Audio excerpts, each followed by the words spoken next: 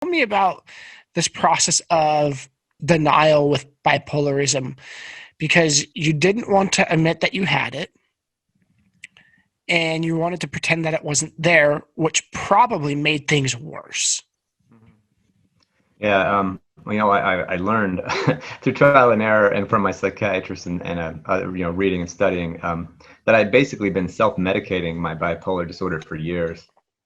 And when I look back on it myself as a kid, from ever since I can remember, age 5, I was always an anxious kid, and I just felt insecure, felt like inferiority complex, like I wasn't as good as the other kids. I always felt like I was never good enough.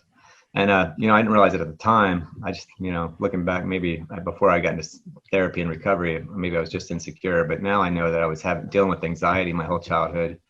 And people with bipolar, they deal with anxiety, depression, racing thoughts, impulsivity, which I have all those things. You know, and and I'd start taking my meds after I got diagnosed bipolar, and those things would start to go away, or they would happen less, and then they maybe wouldn't even happen at all, and then I'd think I was cured, and then I would stop taking my meds, and then those symptoms would come back.